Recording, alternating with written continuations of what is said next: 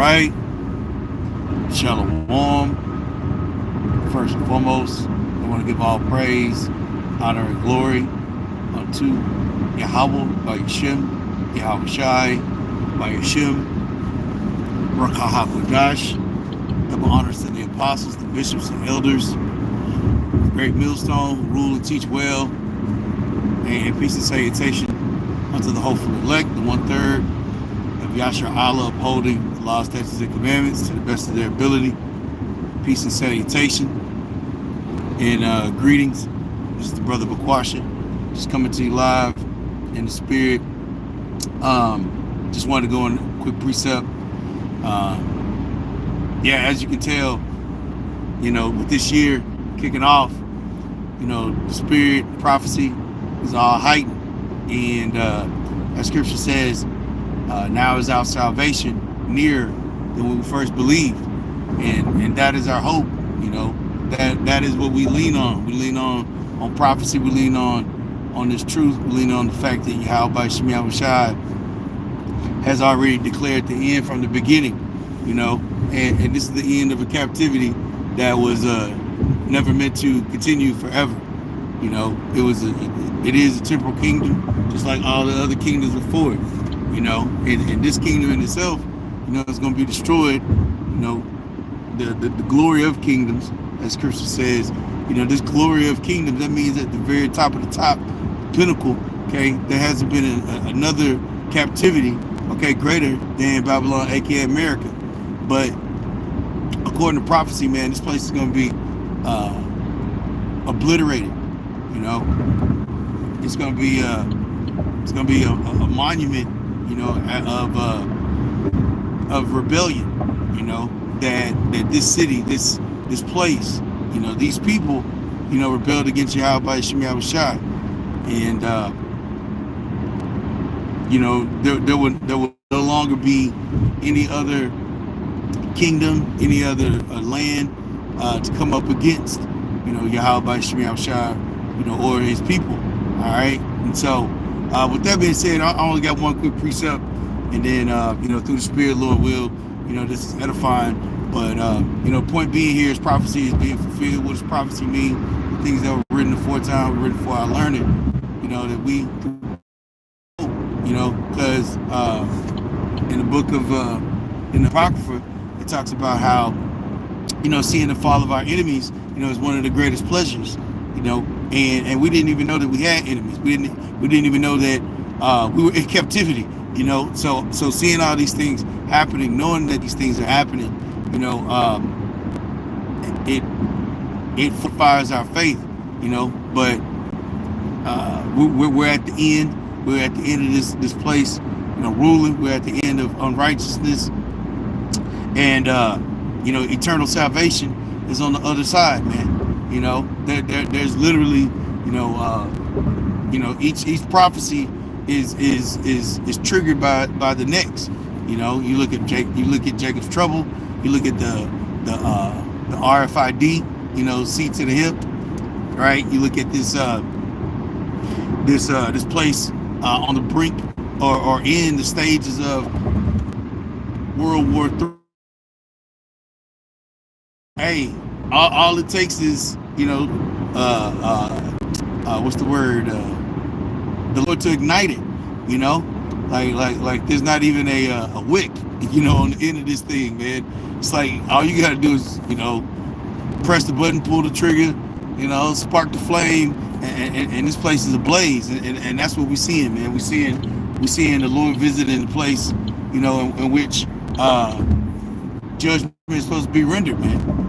So anyway, this is the precept I got, through the Spirit, Lord will. This is edifying. Damn Babylonians, boy, they know it, they can feel it, man. They've lost their grip. Scripture says in the book of Job, man,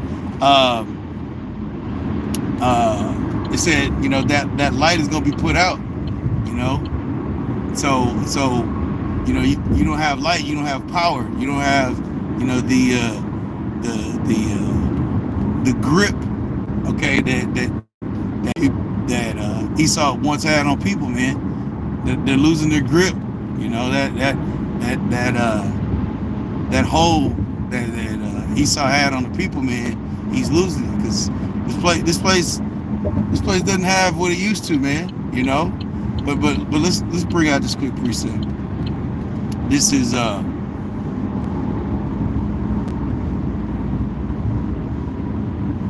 Jeremiah.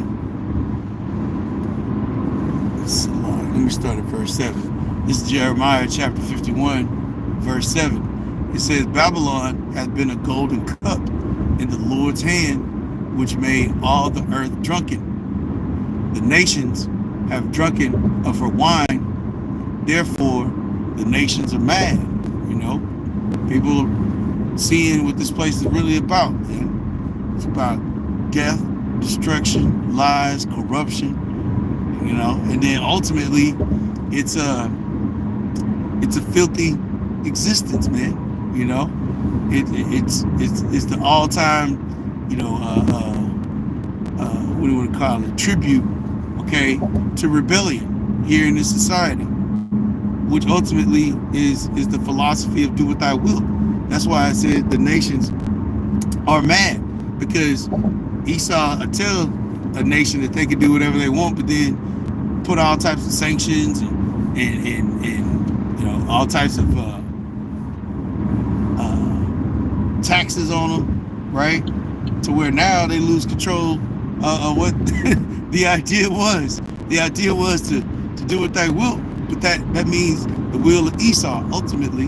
You know, the will of Satan. That's the only will that exists here, you know, on this side, aside from what the hopeful elect have, you know, which is the will of Yahweh Shemiah Shai. That might even be a lesson, you know. If you're not doing the will of Yahweh Shemiah Shai, you're doing the will of Satan, period, you know. But verse, I'm reading 7 again. Behold, Salakia, Babylon had been a golden cup in the Lord's hand. They made all the earth drunken. Okay, with that wine, that philosophy. All right. It says, the nations have drunken of her wine, therefore the nations are mad. Okay. And mad meaning, you know, out of their mind, you know, but also mad in a you know, emotional sense. They realize, man, they've been duped. Okay.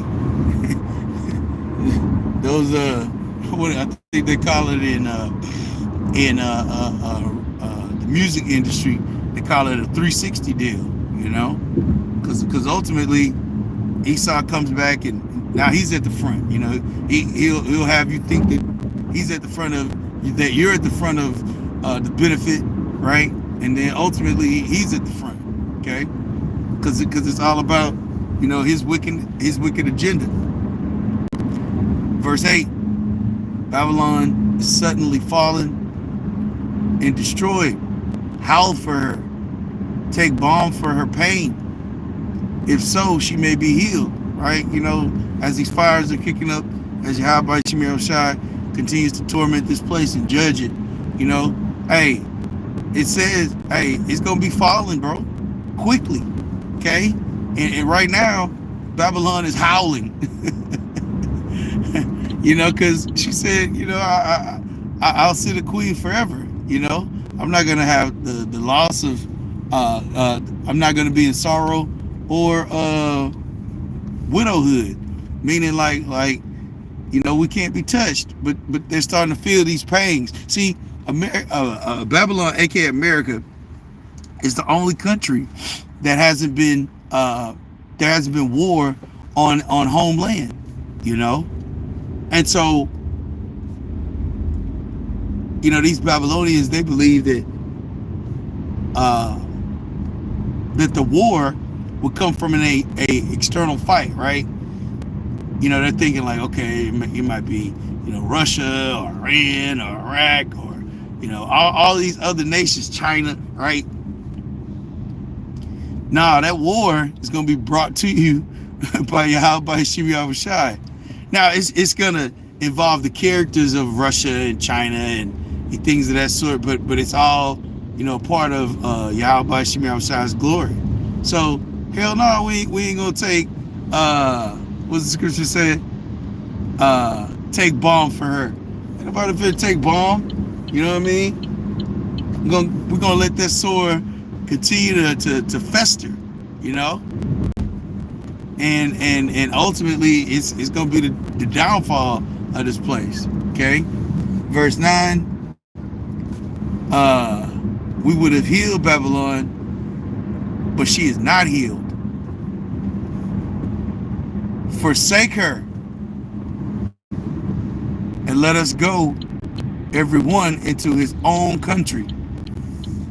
For her judgment has reached unto the heaven